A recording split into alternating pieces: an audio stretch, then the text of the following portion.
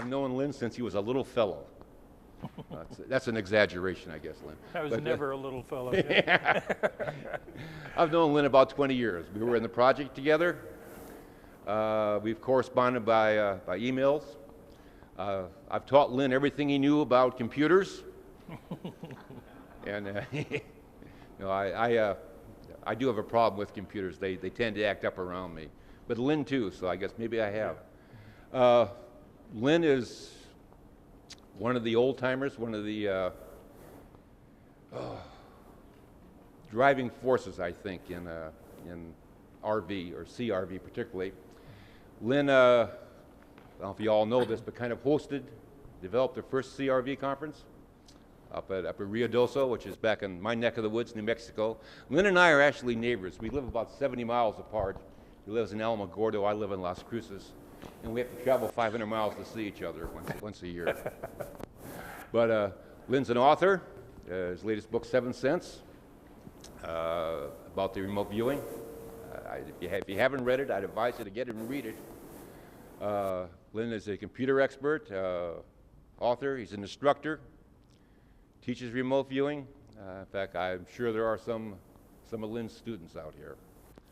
But somebody who's been involved in the field 20 years. And without any further ado, Lynn, are you ready? Well, did you want me to do the computer for you while you're up here? Yes, would you? Yeah. Thank you. Good deal. Is this on? Thank you very much. If I were planning a conference, I wouldn't start off with an esoteric esoteric subject like time, but they've chosen to do that, and so here I am. Time is something that everybody in the remote viewing field sort of flits around, and they almost understand it, but then they slide back and forth through time, and while they're trying to do a session, they get drawn off in time and everything else. There's actually a lot to be known about time, and this is, like I say, more of an esoteric subject.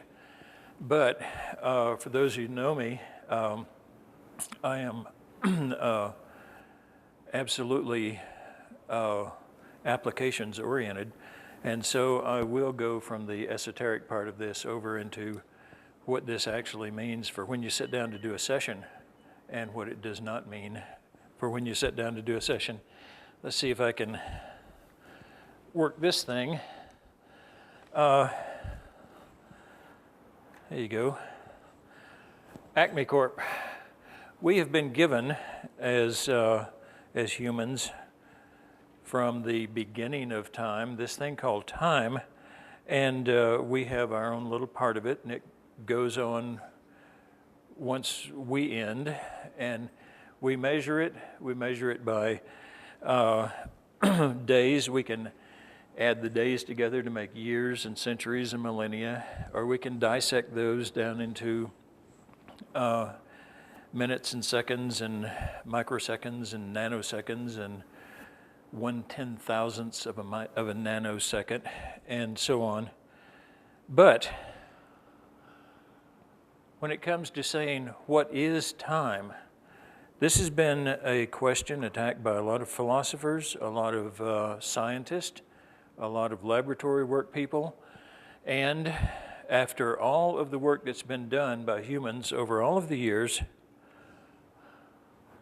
nobody knows.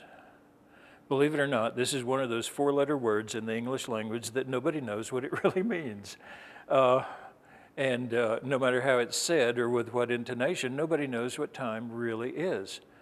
And so what it sort of boils down to is that the standard definition of time is that it's a measurement of the rate of change. Now that's totally unsatisfying, but that's about all you get. Therefore, if you start thinking about it, a microsecond for a rock may last 1,000 years for us, and if you're studying a rock in 1 microsecond of its life, you don't have to hurry, But if you're studying a hydrogen bomb blast at 1 microsecond of its time, you better do it fast because it's going to be gone. And so the rate of change, a measurement of the rate of change is considered to be the standard definition of time. And everybody knows that's unsatisfactory. But hey, what are you going to do? That's all we've got to work with. And for this very reason, Ed May, in his work on what's easier to remote view and what's harder to remote view, says that an atomic bomb blast is easier to remote view than a vase sitting on a shelf because there's more change and it's faster. And so it becomes easier to remote view. And see, all of a sudden, we're already into how this applies to remote viewing. Time is defined according to a person's use of it. So let's scrap this whole thing about rate of change and everything, and let's say that your use of time, your definition of time is going to depend on your use of it. If you are a laboratory scientist, it's going to have one definition. If you're a nuclear physicist, it'll have another. And if you're a remote viewer, there is another definition of time that actually aids the remote viewing process. And once you start thinking of time in that way, you become a better viewer. Now then it becomes important. The Newtonian definition. The Newtonian definition says that time is linear, it proceeds in one direction only, and at an even rate. That's why we can chop it up into microseconds, and each one is dependable because at our rate, we know what a microsecond is. The quantum definition. These days, you can't talk about Newtonian physics without saying the word however, and then the word quantum, okay? Because the two are branches of science that are having to work together. The quantum definition says that time is linear and proceeds in one direction only. But its rate is determined by the rate of change. So all of a sudden you see the quantum physicist saying, yeah, the Newtonian physicist is right, but we're going to stick this rate of change thing in there. And so the rate of change, we find out, is relative. This is why all of a sudden you get a nanosecond for a rock or a nanosecond for a nuclear blast. It's also why you find them saying that an astronaut circling the Earth at these phenomenal speeds, time slows down. Einstein said that as speed approaches infinity, time approaches zero. Being 65 years old, I can tell you that as time approaches infinity, speed approaches zero too. I can tell you that every single morning. Speed approaches zero. Okay. The New Ager's definition. Now, I may make some people angry here, I hope not. The New Ager's definition says time is not linear. All time is now.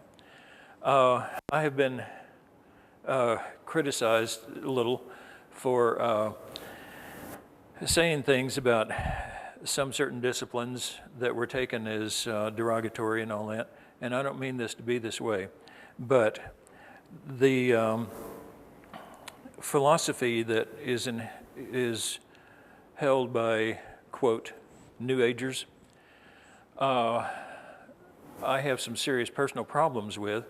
One of the problems is with the definition of time.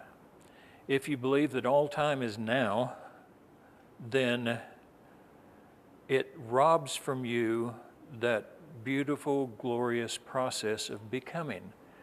Because if all time is now, then you are now everything you're ever going to be. So why change? Why become? And as a group, the whole concept of all time is now also sort of robs humanity of the great becoming, I think. And so I'm very much against this.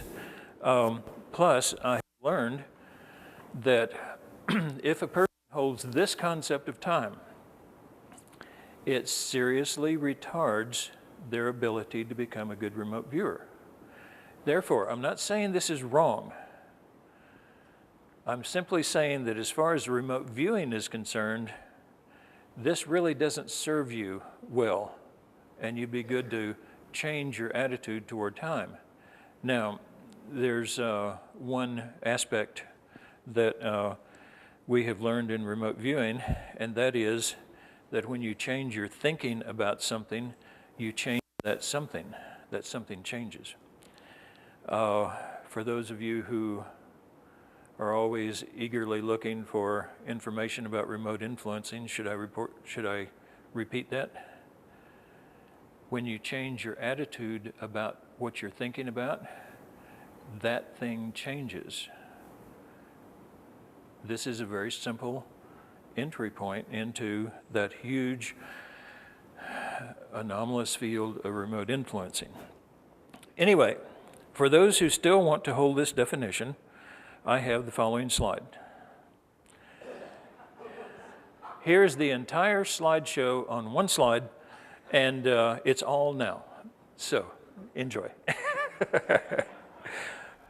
That was sarcastic, I shouldn't have done that. Remote viewer's definition. A remote viewer's definition of time is that time is linear, okay? For every cause, there is an effect. For every effect, there is a cause. However, in remote viewing, one of the first things you learn is that time can go in any direction. It can go back. Therefore, you can pick up on the effect long before the cause takes place. You can remote view the future, and you can do so accurately, in fact. To go on in for those advanced students and all, when I say time can go in any direction, I mean any direction. You can go sideways in time, at an angle in time, and so forth, but I won't get into that. That's not in the scope of this presentation. You can also go at any speed. A remote viewer can zoom back and forth over millennia of time and do so in seconds, or you can go into a session. By the way, did all of the remote viewers here, did all of you know that you default to a static time when you remote view a site? I see a nod. When you remote view a site, you go to the site at a certain time and it's static. There is a cue that the monitor can give, and that is progress normally through time, and all of a sudden you'll see the progression of time and you'll see things moving as though you were moving through time with them. It's neat something to learn if you're going to be a viewer or a monitor.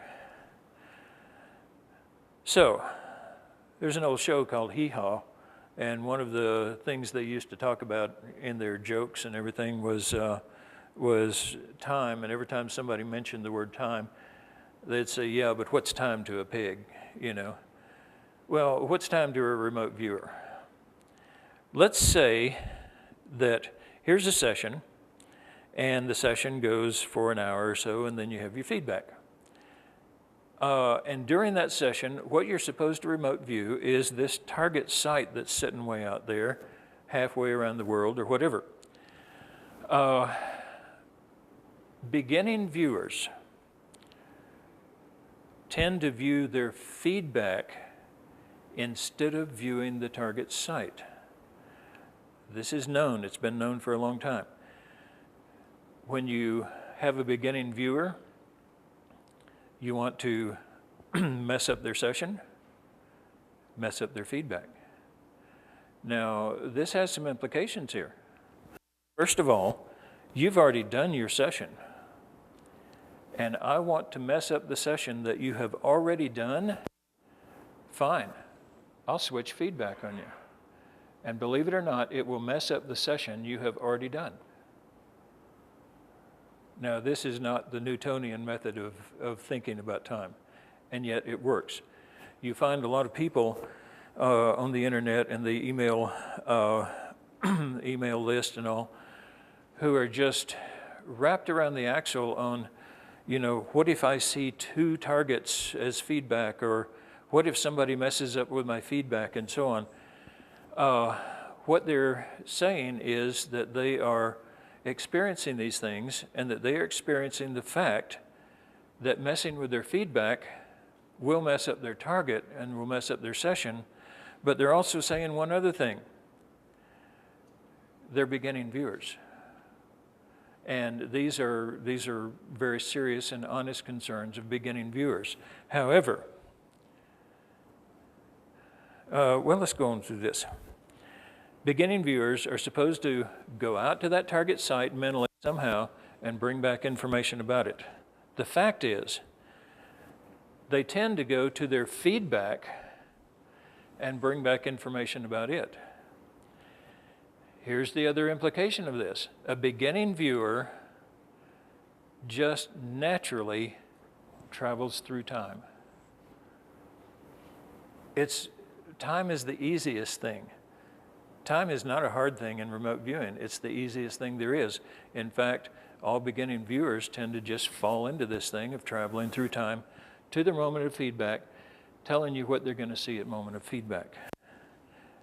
An advanced viewer, properly trained, will tend to view the target. Therefore, if you have no feedback, or if you mess with the feedback, it doesn't mess up their session. Why? Because they didn't view their feedback, they viewed the target. However, the real target site has a history. And so all of a sudden, when they're not viewing a static picture in an envelope and they're viewing an actual target, time still becomes a problem. Because you tend to default to viewing a target present time. Unless, this sounds like a Russian grammar lesson here, unless there is a temporal attractor. And at that point, you will be drug off. Let's say the temporal attractor is the feedback picture, a picture of an event. That may be enough to drag you off of present time and make you view the target at the time of the photo, the time the photo was taken. But there's another problem. What if that target has a temporal attractor of its own? You want a hard target? Really hard target? Try giving somebody the target of Pearl Harbor the day before the attack. It's a hard target because that attractor is there. You're attracted in time. And so even an advanced viewer, an accomplished and experienced viewer, still has to learn how to get their footing in time, how to not slide back and forth through time. And in fact, when you get to where you're not viewing your feedback anymore, but you're viewing the actual target, one of the first things that happens is we start seeing email on the list of I viewed the target at 10 different times and it all came out in one session. What am I doing wrong? Well, what you're doing wrong is you're worrying about it because that's a milestone that says, hey, you're advancing, you're becoming an advanced viewer. There's another thing to this Russian grammar rule here, that if there's more than one temporal attractor, you will tend to move your mind to the time of the strongest temporal attractor. Now, this means that when we give you a target site and you're tending to view it, your mind is going to be pulled in time all over, back and forth, and you may actually jump between 10 different places. The Colosseum right now. You get somebody to view the Colosseum, and they'll give you present day stuff. Lions killing Christians while Volvos drive around the road outside, And this is a standard problem. Time becomes a standard problem at all levels of remote viewing. Then we have another form of remote viewing, which is based solely on time. Does anyone here not know about the ARV time loop? Okay, everybody else here knows about it. Okay. Let's say it's 9 o'clock in the morning. We're late. Let's say it's 9 o'clock in the morning for the purpose of this example, and we're going to set up a timeline from now until 9 p.m. Okay. Between now and 9 p.m. in the evening, thousands of things can happen that can take time and reality and all off in any number of directions. However, we want to control that. And so we're going to set up an event in time that come hell or high water, we will make it happen, period. Okay? If all-out war between the planets breaks out, we're still going to take time at around 9 this evening to make this one event happen. What we do then is we make an event that will happen in time, and by doing that, we get rid of all these parallel possibilities and so on. Okay, what's this event going to be? Well, let's say at 7:30, a lever is pulled, and then a lottery ball pops up, and at 7:31, you can look and you can see the results of what the first lottery number is. Okay. That event is going to happen.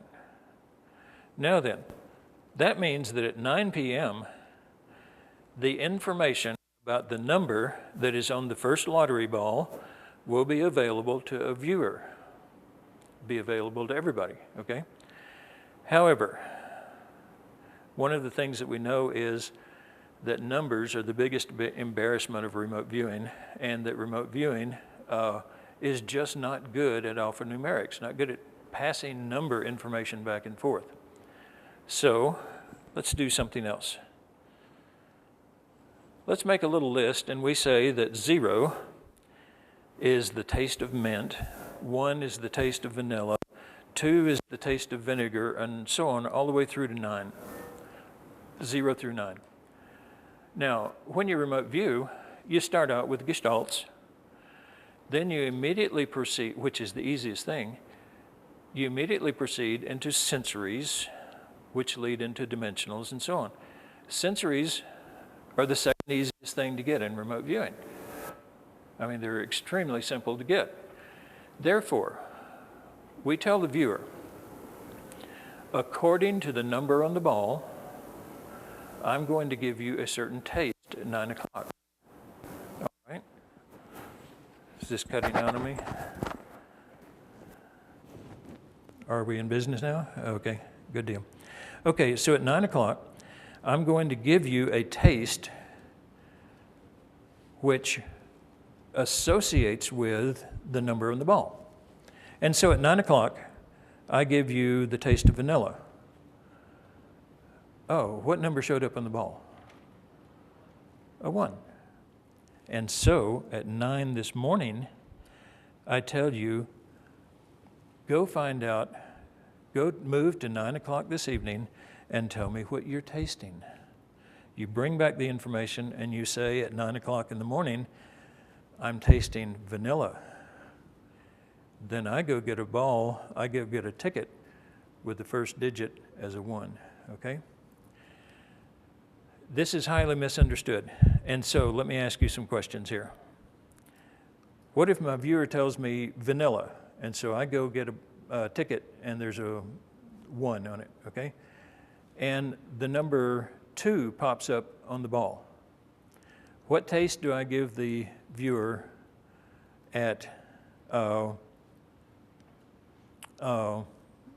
p.m.? Number 2, vinegar.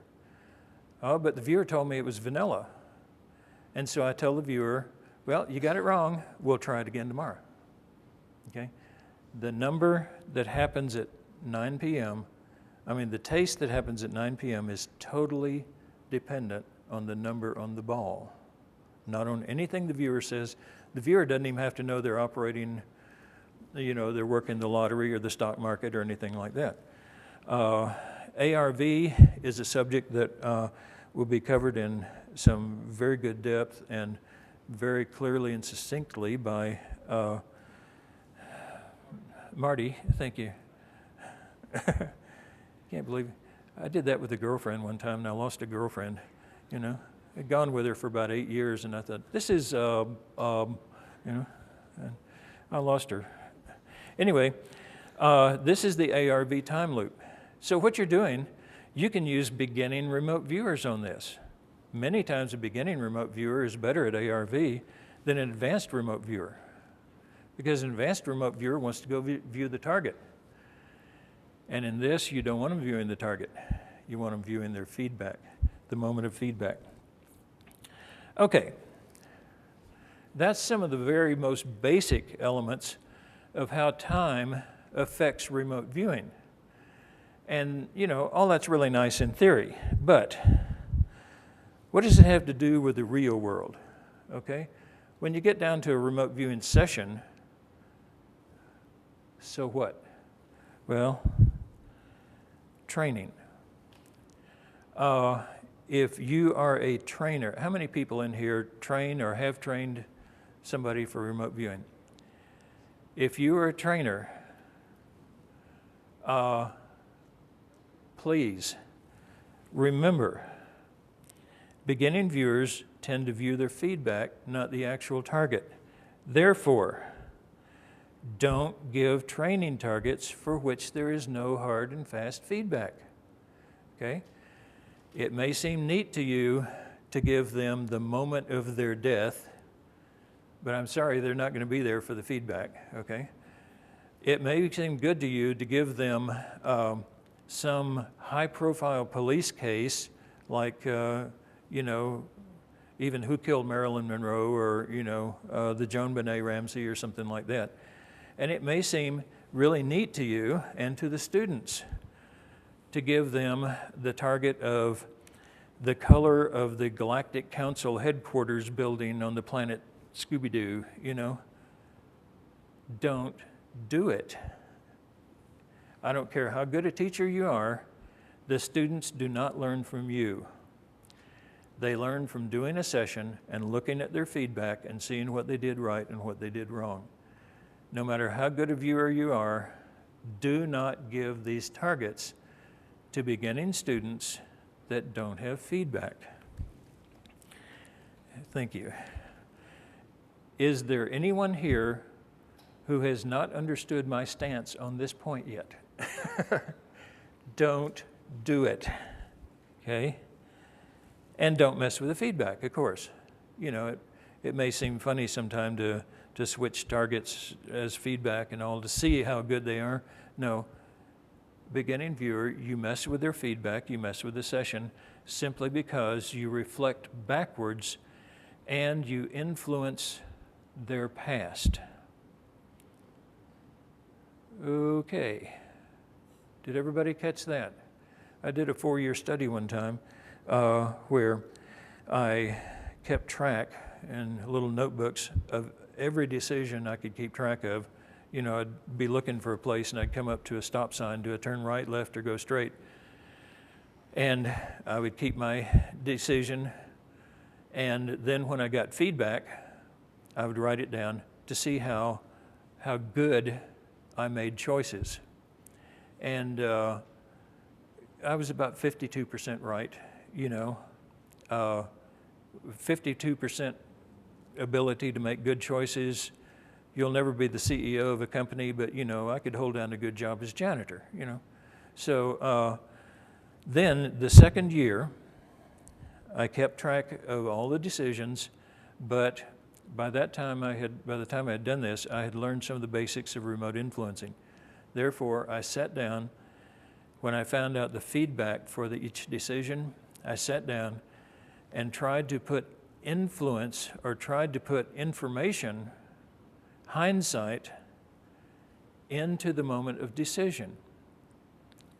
Did I change my decision? No, of course not. But Every time I tried it, you know, the Chinese water torture, just drip, drip, drip. I did it for every decision, and pretty soon it got to where the hindsight dripping in on the moment of decision, I became very sensitive to it.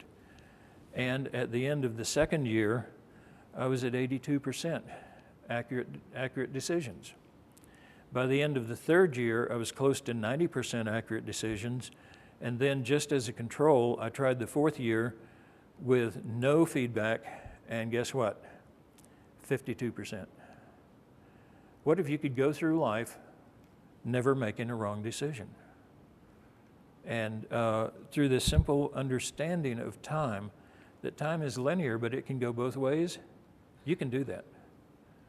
And all you have to do is learn how and then practice. Okay, there's also a thing called temporal cueing. That's for trainers. There's also a thing called temporal cueing. In controlled remote viewing, time is treated exactly as space. So there's no structural difference between telling a viewer move back 10 miles or move back 10 minutes. It's both the same thing. In the structure of CRV, time and space are treated exactly the same with no differences. So let's look at some bad cues here. Move to sometime in the future. Okay? That's like saying to a viewer, move over some and tell me what you see. Move over where, you know? No, you tell them how much to move over, okay? No vague commands.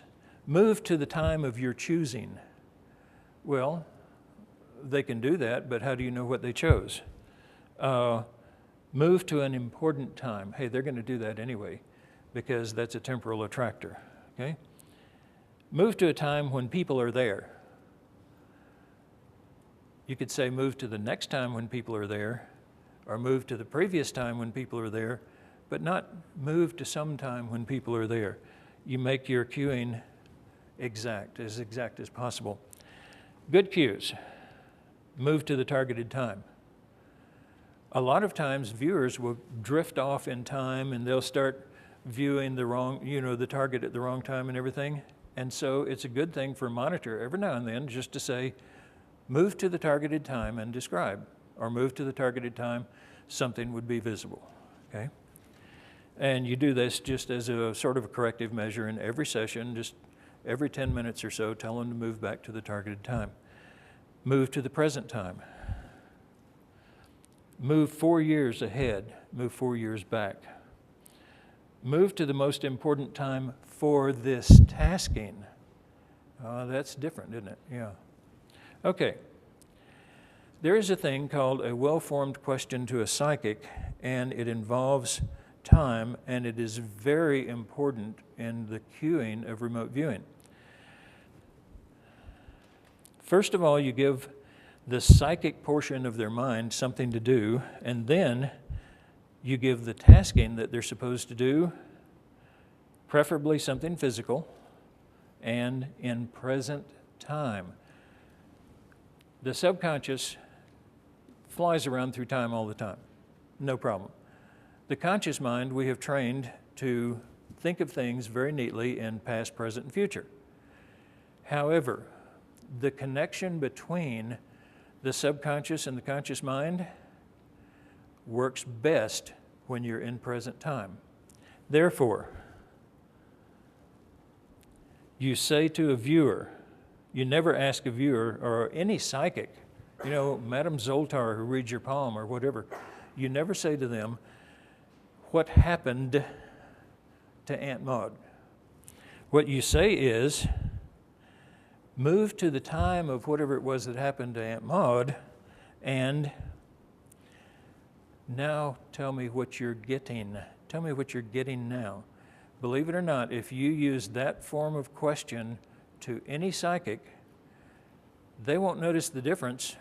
They'll do their little magic, and they'll come up with more accurate answers, and generally more information as well. So, never ask, what will the stock market do tomorrow?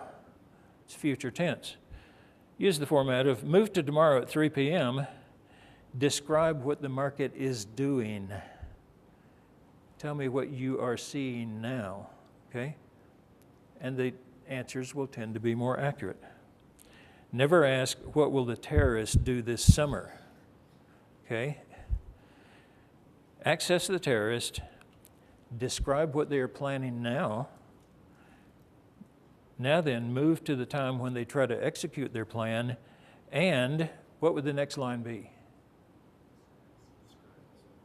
Describe what is happening, present tense, because you have moved your mind to that time. Describe where you are and what is happening, and the answer will tend to be more accurate. Okay, the importance of time. You should never forget that time is a very important aspect of any and every session. It's so important, it's like air. I mean, you never notice it being there, and yet, what would you do without it? You should take steps during the session to make certain that you're at the right time for the intended tasking. As important, it is as important to keep track of when the viewer is as to keep track of where the viewer is. For example, move to the present time and describe what you're hearing or whatever, okay? You give that, as a monitor, you give that tasking to a viewer. Then you say, okay, move back 10 years and tell me what is happening now, okay, present tense. Then the monitor says, okay, now move back 1 year and tell me what's happening now. Where is the viewer? The viewer is 11 years in the past, okay? Because from his present time, he moved back a year. And as a monitor, you've got to keep track of that. If you don't, you're going to start getting all these garbagey results out of sessions that then you have to explain to your customer, well, I don't know what happened here. And, you know, you just need to keep track of time. It's very important. Getting a view of the target from two different times. I think this is probably one of the hardest things I have to teach when I teach remote viewing. That getting a view of the target from two different times or two different places puts it into 3D perspective. Therefore, you viewed a target and you've gotten your summary and you think, good, I can quit and look at my feedback. Don't quit. You go back and you say, what happened 1 minute before that? You say, what happened 1 minute after that? Okay? Get interested in your subject. I mean, here you are. You can go anywhere in the world to any time in history, and you get there, you try to do a job and come back. No, get there and play around. What if you were actually at the Roman Colosseum? Would you want to look at one thing and then turn around and come back? No, you would want to pick up everything you possibly could while you're there. By using time commands as well as space commands, you know? Okay, I've given you a description of a target. Fine. What was happening back there? What was happening over there? Oh, go back and look. Get interested in those targets. Once you do that, you're going to be a good remote viewer. And don't forget that time can be treated exactly like space, and then when you go to a target, that target is there and its entire history is right there for you. All you have to do is be curious enough to go get it. And this is how. Any questions that anybody has about time and how it works in sessions? Any questions? Like I say, this was an esoteric subject, and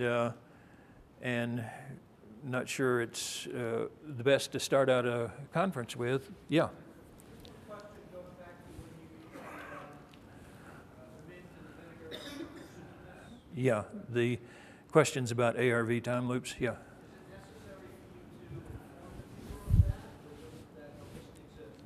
Is it necessary to inform the viewer that they're working, let's say, the lottery or something like that? No. Oh. Is it necessary to inform the viewer that 0 equals mint? Oh, is it necessary to tell the viewer what's on that list of associations? No. All you're telling the viewer is move to the 9 o'clock tonight and tell me what you taste. I taste vinegar. Okay, thank you very much. Be here at 9 o'clock. That's all you have to tell the viewer, yeah. Oh, good. What if you have like the pick 3 lottery, okay? You have the pick 3 lottery. You can either ask the viewer, what are you tasting at 9 o'clock? Now, what are you tasting at 9:05? Because we're going to do a different, what are you going to taste at 9:10? Or you can get 3 viewers, okay? And have each one of them work on a different number on the ball. Now, a little advice. Everybody wants to go for the pick 6 and win the big lottery? No. First of all, you spend 6 months to a year working the pick 3 without betting. Then you spend another year betting on the pick 3. Once you get good at it, move to the pick 4, spend a year doing that, spend another year or so working on the pick 6 until you get it right. And what is that, 5 years from now, you may hit $1 million, $40 million. You try it to hit the big one first, you'll hit defeat, and 5 years from now, you'll still be trying some way to win the lottery. Okay? Also, it's best to limit the number of choices. So like if you're doing the pick 6, and each ball has 2 digits on it, you get 12 viewers. It works, yes?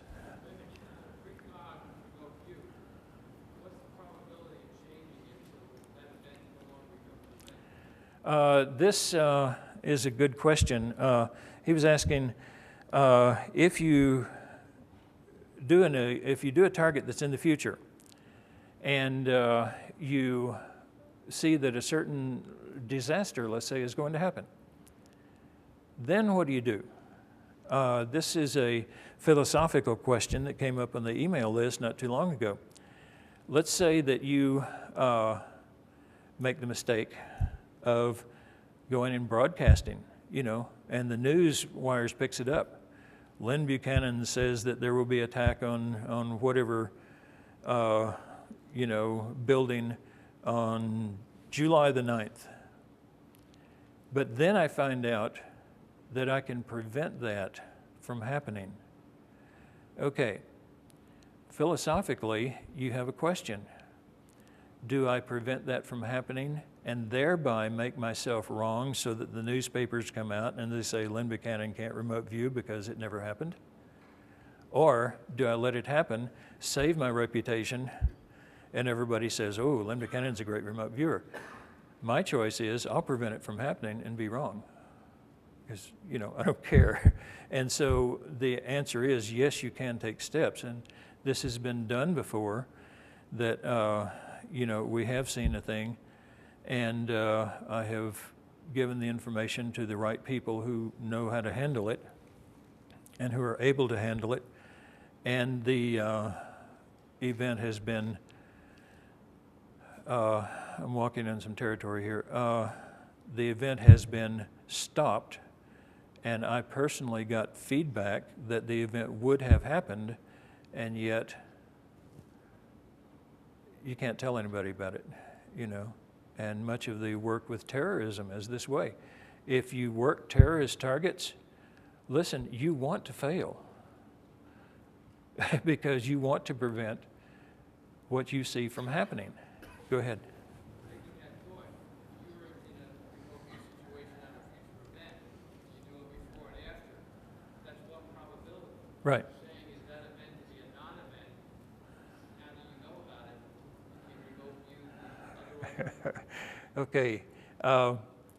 Can you remote view the alternative events, and can you remote view all the potential futures? The answer is yes, you can. However, it brings up another question that's called paradoxical tasking. Let's say that the police want to know where the criminal is going to be at 9 o'clock tonight.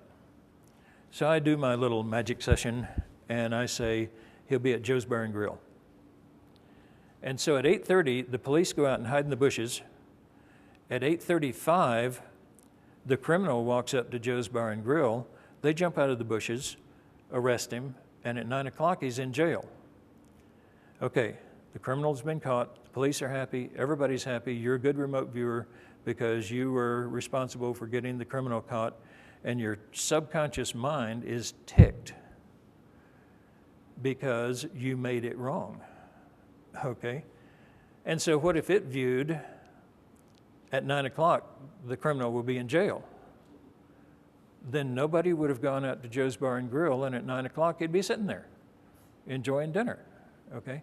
So this is called paradoxical tasking, and it's wrapped up in the wording of the tasking. What if I had said instead, where do I go tonight to arrest the criminal? Oh, you go to Joe's Bar and Grill, okay? And so a lot of this paradoxical tasking and possible futures and potential future conflicts, a lot of this can be solved in remote viewing simply by asking the question a little bit better. But can you view potential futures? Yeah, this is part of the going sideways in time aspect. Yeah, you can do that. Question, yeah. Is there a general answer to the question of which is the best sensory modality, either for advanced or beginners? I would have to understand the question. I'm sorry. Oh, yeah. Would be better, would vision be better? So is there a better sensory, let's say? We keep a database on all viewers and on all their work, their practice work, especially a database on their operational work when they work for real. And we can look in the database and we can see that let's say one viewer, 99% correct when it comes to colors, but couldn't give you the right shape or the right taste or the right texture for anything, and if their life depended on it. Another viewer might be great at taste, but never gets the color right. And so there is not a general answer to that, except you have to know your viewers. And the only way you can know your viewers is through databasing. I'm convinced of that. Yes? So this is a question that I've seen P3 done extremely successfully. Yeah, there are a lot of people who have different methods. He said that he has seen the PIC3 done extremely successfully. And do you know what method they used? I'm not sure what method they used. It was very interesting because they would always come in and buy 10 tickets. Oh, yeah. I think The shotgun method, yeah. Okay, now I don't know if it was just done at this one place. Yeah. But the guy who always waited on it knew about this guy that always came in. Yeah. Always bought 10. Yeah. Won a lot, and the payout was at a limit where there was no income tax on each ticket. So they were, I believe. I would not legally point out the fact that if you pick 3 tickets, you don't have to give your name when you pick up your winnings, and therefore it may not appear on your income tax. I would never publicly say that, but it gives another benefit to starting small. Statements from the Safeway employees. Oh, these are all statements from the Safeway employees, okay? Anybody else have any? I'm sorry? Oh, you're not taxed on lottery winnings in Canada. No wonder they're happier up there. Yeah. Yes. If you have someone trying to remote influence for example, a terrorist incident to happen, and someone else trying to stop it from happening, how would that be resolved? Okay, the question is, if you have someone remote influencing to cause something to happen, and another person remote influencing to prevent it from happening, the easy answer would be to say they cancel out. That's not true.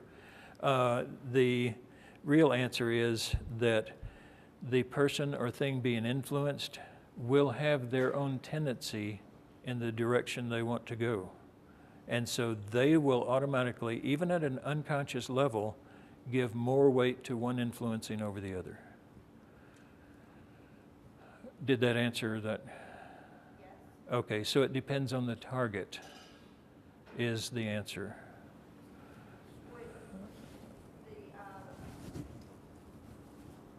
Would having more people like in a group, is there like more influence in numbers, or is one single model? Does remote influencing get enhanced as you have more people doing it?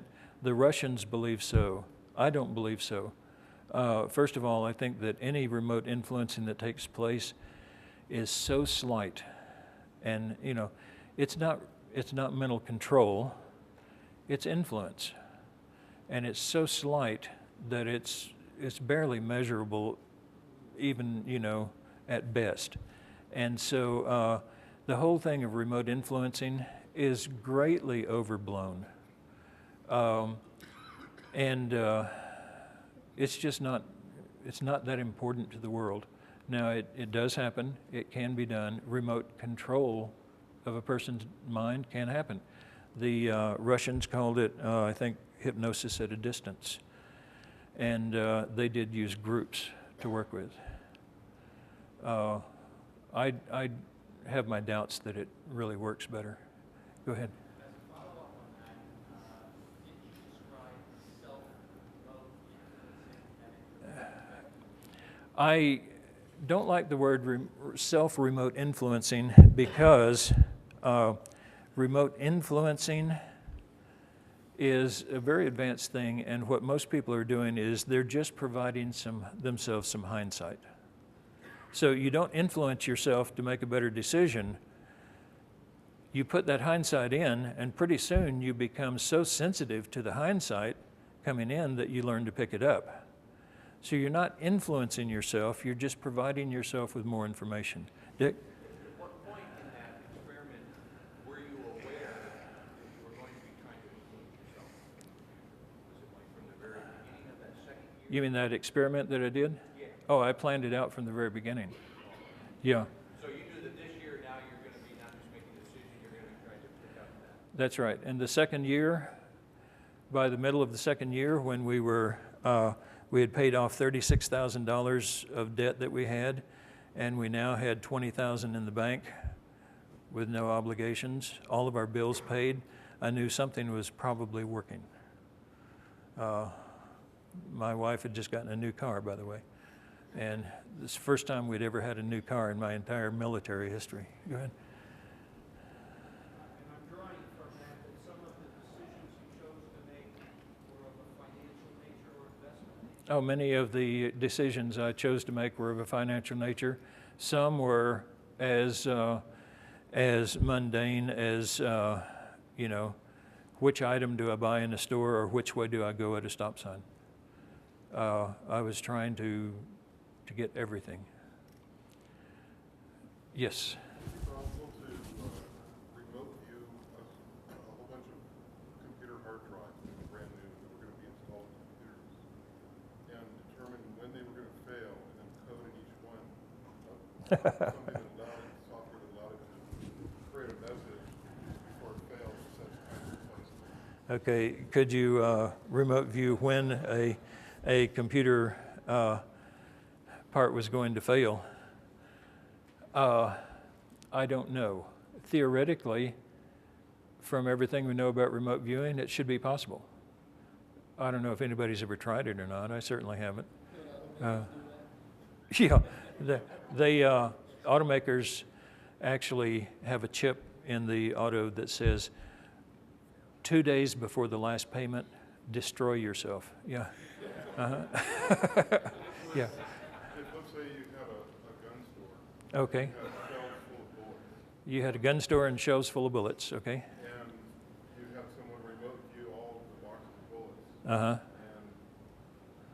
ask them to target which bullets are going to be used in crimes or in murders. Which bullets are going to be used? Pull those off the shelf before they're sold. Okay, but then a criminal is going to come and just buy another box. So, you know, there are, I have come to a full belief in what I'm about to say. Let me use an analogy. You're a bug sitting on the pond of time. And across the pond, you see another bug sitting beside this big rock, and you think that bug would make a good meal. So you skitter across the pond of time, and as you go, it sets up a wake in front of you. And that wake may scare away that other bug, but the rock is still going to be there, okay? A lot of people, well, I always thought, in fact, that if you are going this way in time and you make a change, then you're going to go that way in time and keep on going, and this time will just no longer exist at all. With what I've done studying time and things I've seen and things I've learned in remote viewing, I have come to believe that there are rocks in the pond of time that nobody's going to change. And that if you make a decision that veers you off in this direction, that is going to come back, circle back into the next rock in the pond of time. There are things in time that are going to happen and that can't be changed. Absolutes in the pond of time. And I think the best explanation I've ever heard of it is that your life is like playing chess with God. You may make some really smart moves and you may capture some of his men and you may do some really good stuff, but come the end of the game, he wins. Always, you know. And that there are things that no matter what, you will not change. And everything else, hey, go for it. Make it the way you want it. When you're remote viewing, can you identify those rocks in time? The question is, when you're remote viewing, can you identify those rocks in time? I never have been able to. I don't know of anybody who can. Probably the best expert on that would be Russ here, and I don't know what his answer would be on that. You can ask, or can you change things in time? Let me. I think that if you have a precognitive dream and you don't like the outcome, you can use the information that came to you in the dream to have a different outcome. Does the ability that people have to change the future appears to be giving them a kind of free will and opportunity to make use of this precognitive information to move off the ordinary real plane into another dimension of existence. An example we talk about this, it's as though the viewer sees the probable future rather than the actual future. And we've done experiments like that. One of the best examples that I was involved with, where we had a contract monitor from the CIA that I've written about, where he had seen a lot of remote viewing and was in Detroit and had a very frightening dream about being in a plane crash where the plane burned and he was killed.